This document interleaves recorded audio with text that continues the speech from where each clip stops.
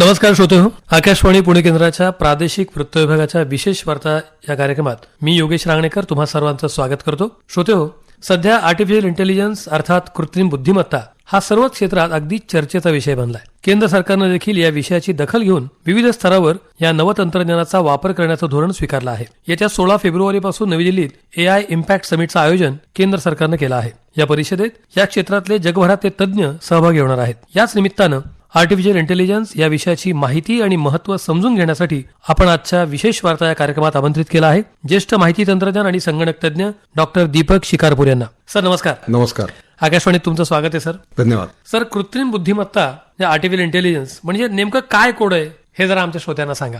मी आता या IT क्षेत्रात गेले 41 वर्ष कार्यरत आहे आणि मी 80च्या दशकात कॉम्प्युटर प्रोग्रॅमर होतो. तेव्हापासनं संगणकाकडनं मानवाचं काम करायचे प्रयत्न होत होते. फक्त त्या काळात मर्यादा होत्या, पण आपण स्मार्ट होत जाणं हे प्रयत्न तेव्हापासून पण सुरू होते. इंटरनेट आल्यानंतर ह्याला मोठी गती प्राप्त झाली आणि डिजिटल माहिती म्हणजे डिजिटल विदा निर्मिती ही अतिशय वेगवान झाली. ह्या क्षेत्रात लाटा येत असतात, पण जेव्हा इंटरनेट, क्लाउड कॉम्प्युटिंग आणि क्लायंट सर्व्हर असे हे तंत्रज्ञान आलं तेव्हा माहितीची निर्मिती खूप मोठ्या प्रमाणावर झाली. कारण मागच्या शतकात डिजिटल माहिती फारशी नसायची.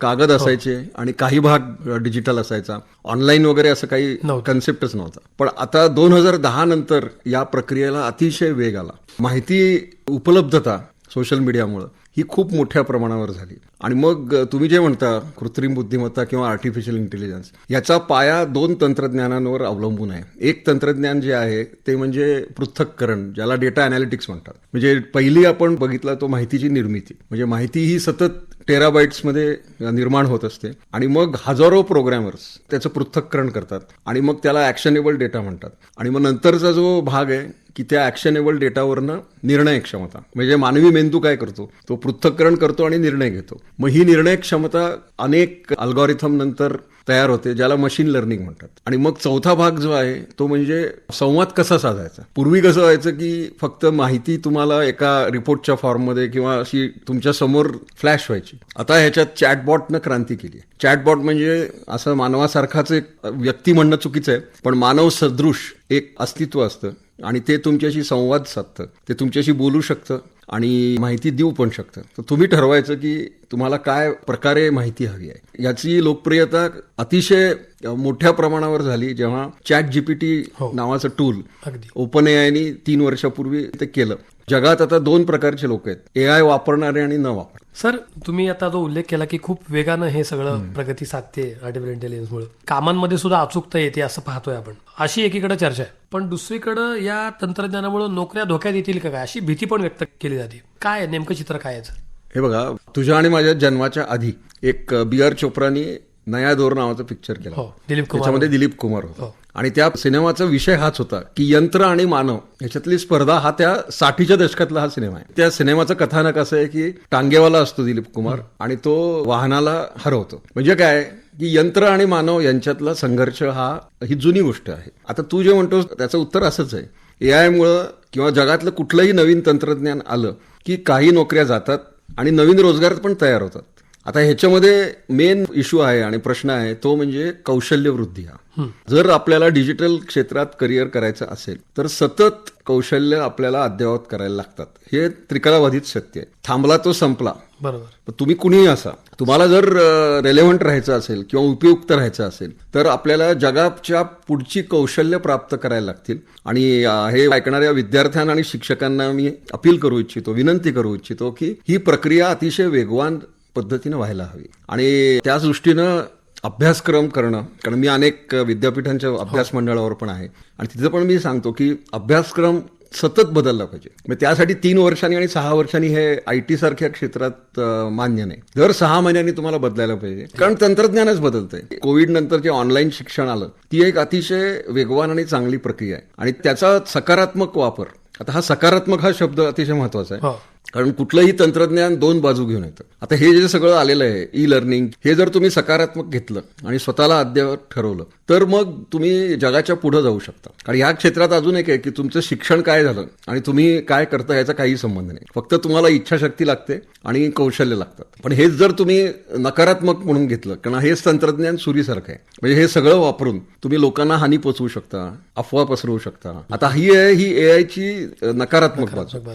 आणि ह्या जर गोष्टी जर तुम्ही विचारात घेतला तर अनेक समस्या निर्माण झाल्या आहेत. गुन्हे घडतात. म्हणजे जसं आपण म्हणतो की AI कोण वापरतं, तर सायबर गुन्हेगार पण AI वापरतात सावध शोधायला. याच्यावर एका प्रगत देशात एक गुन्हा घडला होता. एक हवेली टाईप बंगला होता, तिथं राहणारे लोक होते, त्यांच्या आसपास कुणी नव्हतं आणि त्यांच्या घरात दरोडा पडला. ते कुठेतरी बाहेर गेले होते. 6 महिन्यांनी चोर सापडले. पोलिसांनी चोरांना विचारलं की तुम्हाला कळलं कसं की या घरात कुणी नाहीये, तर त्यांनी सांगितलं की ह्यांचे आम्ही फेसबुकवर फोटो बघितले, हे सुट्टीला गेले.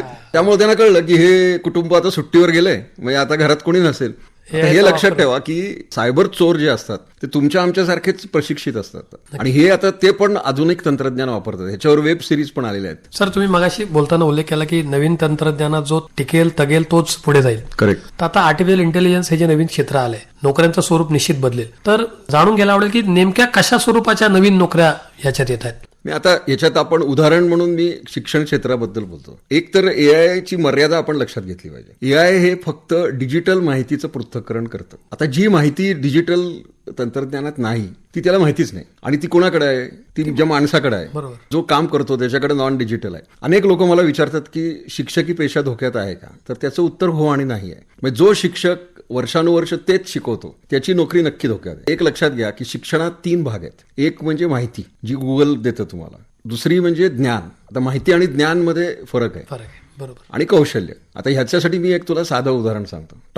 टोमॅटो हे फळ आहे, ही झाली माहिती. पण जरी ते फळ असलं तरी ते फ्रूट सॅलड मध्ये वापरलं जात नाही. याला म्हणतात ज्ञान. हे अनुभवाच्या जोरावर येतं. आणि चांगलं फ्रूट सॅलड करता येणं याला म्हणतात कौशल्य. तर हे शिक्षणात या तिन्ही गोष्टी महत्वाच्या आहेत आणि शिक्षकांनी हे लक्षात घेतलं पाहिजे की माहिती देणं हे काम आता तुमचं संपलेलं आहे. हे विद्यार्थी AI किंवा इतर तंत्रज्ञान वापरून माहिती घेतील. आता तुमचं काम काय आहे की त्याचं ज्ञानात रूपांतर करणं, तुमच्या अनुभवाची जोड देणं. अशा पद्धतीनं शिक्षकी पेशा बदलतो. कारण तुम्ही जे 45 मिनिटात बोलता त्यातली 90% माहिती ही तुम्हाला AI टूल्स देतं.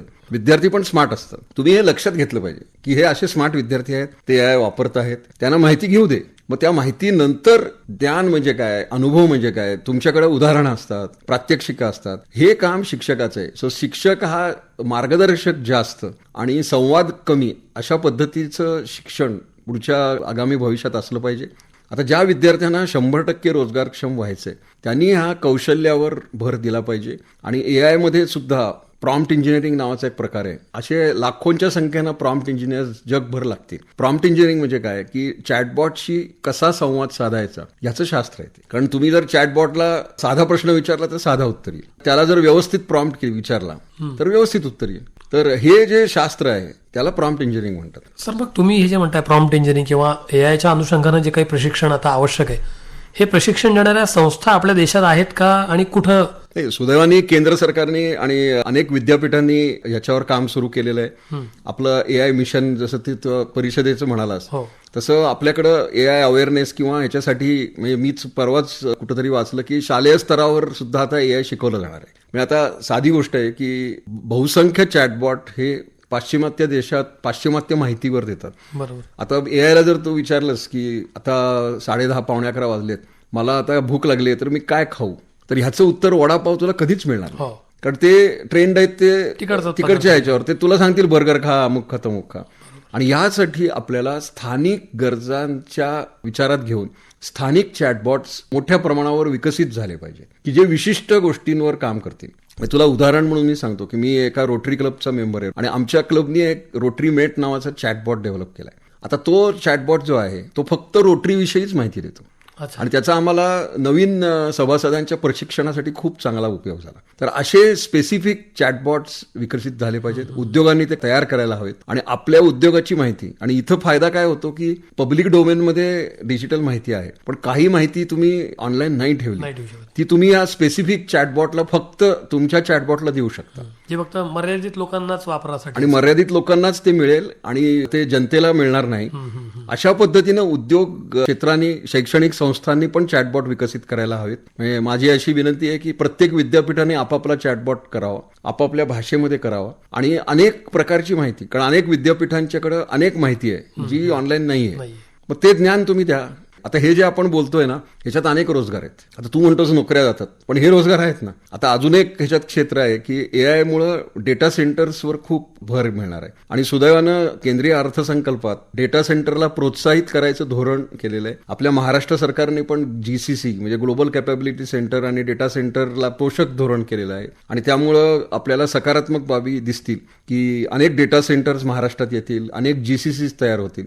आता हे आपल्याला कळलं पाहिजे की आता आपल्याला जगाच्या गरजेनुसार बदललं पाहिजे आणि असं जर आपण बदलत गेलो तर आपण नक्कीच रोजगारभिमुख होऊ. आणि आपला जो मेन विषय आहे की नोकऱ्या मिळत नाहीत कारण आपले विचार जुने आहेत. जर आपण काळाच्या पुढे जायला तयार असाल तर तुम्हाला काहीही होणार नाही.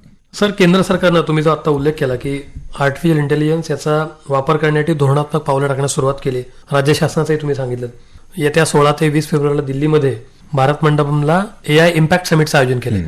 त्या परिषदेचं काय नेमकं स्वरूप असणार आहे? त्या परिषदेचं मला कळलेलं जे स्वरूप आहे की तज्ज्ञ लोक आपापले विचार मांडणार आहेत आणि त्याच्यात एकतर सर्व लोक तिथं जाऊ शकत नाहीत, पण जे लोक तिथं जातील आणि तिथं सहभाग नोंदवतील त्यांना तज्ज्ञांचे विचार ऐकायला मिळतील, त्यांचे अनुभव आपापल्या देशात काय एआयचं चाललेलं आहे हे कळेल आणि मग ते जास्त प्रगल्भ होतील आणि त्याचा आपल्या देशाला नक्कीच फायदा होईल. सर, आता नुकतीच एक बातमी आली होती की आयटी क्षेत्रातल्या ज्या कंपन्या ऑटोमायझेशन सारखं जे काम करतात, तर मध्यंतरी एका असंच ऑटोमायझेशनचं काम करणाऱ्या एका तंत्रज्ञानाचा वापर करून एआयच्या मदतीनं जगभरातल्या आणि भारतासह आयटी कंपन्यांना फटका बसू शकतो अशी भीती व्यक्त करण्यात येते, तर त्याबद्दल काय सांगाल? तुला परत जुनं उदाहरण देतो. 20 वर्षापूर्वी सॉफ्टवेअर टेस्टिंग नावाचा एक डोमेन होता आणि खूप सॉफ्टवेअर टेस्टर्स असत. एका मोठ्या कंपनीत 10,000 टेस्टर्स असायचे जे फक्त सॉफ्टवेअर कोड टेस्ट करायचे. आता काय झालं, ते टेस्टर कुठे गेले? आता ते काही हाताच्या बोटावर मोजण्या इतकेच शिल्लक आहेत, कारण उरलेलं सगळं काम ऑटोमेटेड टूल्स तयार करतात. तर हे संगणक क्षेत्रात कायम होत राहणार. रिपिटेटिव्ह जॉब्स आणि जे काम यंत्र करू शकतं त्या प्रकारचे रोजगार जातील. त्याचा सर्व क्षेत्रांवर परिणाम होईल. आयटी कंपन्या काही वेगळ्या नाही आहेत, पण ह्याच्यात काय होईल की जे लोक आपले प्रॉडक्ट्स डेव्हलप करतात आणि आपल्या ज्ञानाचा वापर करून चांगल्या प्रकारे अंमलबजावणी आणि सल्ला देतात त्या लोकांना धोका नाही, पण लोअर लेवल जॉब्स नक्कीच जातील. फक्त शेवटचा मुद्दा मी सांगतो, कारण आता आपण शेवटाकडे आलेलो आहे की एआय टूल्स जी माहिती देतं त्याच्यावर अंधविश्वास ठेवू नका, कारण ती 100% खरी असेलच याची खात्री नाही. आणि ते एआयचं असं आहे की तो कधी कधी धादांत खोटं बोलतो चॅटबॉट, कधी कधी त्याला मला येत नाही किंवा मला माहित नाही हे सांगायची गरज नसते आणि मग तो काहीतरी तर्क लावतो आणि अगदी शेवटी पण सांगतो की आय डोंट नो किंवा माझ्या फ्रेमवर्कच्या बाहेर आहे. आणि मग ह्याच्यात अजून एक मुद्दा आहे, तो म्हणजे नीतिमत्तेचा.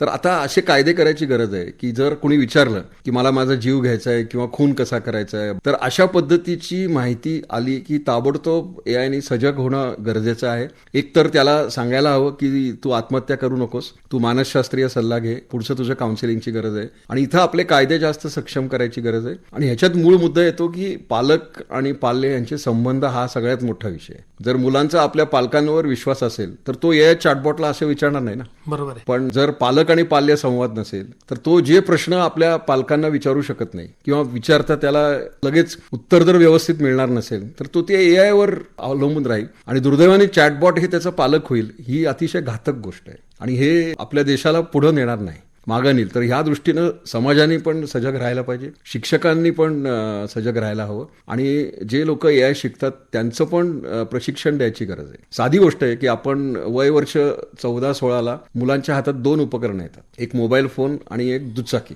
आता दुचाकीसाठी पूर्णपणे रेग्युलेटेड आहे, पण डिजिटल उपकरणाच्या बाबतीत काहीच नाही, अगदी हवं तसं वापरतात. तर हे मधलं जे फ्रेमवर्क आहे ना हे शाळा कॉलेजेसमध्ये बंधनकारक असावं. डेटा सिक्युरिटी, सायबर क्राईम म्हणजे काय, कारण अनेक लोक अजाणतेपणे गुन्हेगार पण होतात आणि मग नंतर त्यांना लक्षात येतं की आपली चूक झाली आहे, पण आधीच त्याला सांगितलं गेलं कायदे काय आहेत, एआय किंवा तंत्रज्ञान वापरूनचे धोके काय, ह्याचं प्रशिक्षण शालेय स्तरावरच करणं अतिशय महत्वाचं आहे. नक्कीच. सर, आता ज्या समिटचा तुम्ही उल्लेख केला त्याची मध्यवर्ती संकल्पना संकल्पना अशी की वेलफेअर फॉर ऑल आणि हॅपीनेस ऑफ ऑल, अर्थात सर्व जनहिताय सर्व जन सुखाय, अशी मध्यवर्ती संकल्पना ठेवून ही समिट होती. त्यात अनुषंगानं आपण आज तुमच्या माध्यमातून आर्टिफिशियल इंटेलिजन्सचं महत्व काय याच्याविषयी आपण संवाद साधला. आजच्या विशेष वार्ता या कार्यक्रमात सर तुम्ही आकाशवाणीत आलात आणि या विषयावर अतिशय मोलाचं मार्गदर्शन केलं. कृत्रिम बुद्धिमत्ता विषय किती व्यापक आहे, कशा प्रकारे तो समजून घेतला पाहिजे समाजातल्या सर्व स्तरांनी, त्याबद्दल खूप मोलाचं मार्गदर्शन तुम्ही केलं सर. त्याबद्दल आकाशवाणीच्या पुणे केंद्राच्या प्रादेशिक वृत्त विभागाच्या वतीनं मी आपले आभार मानतो. धन्यवाद सर. धन्यवाद.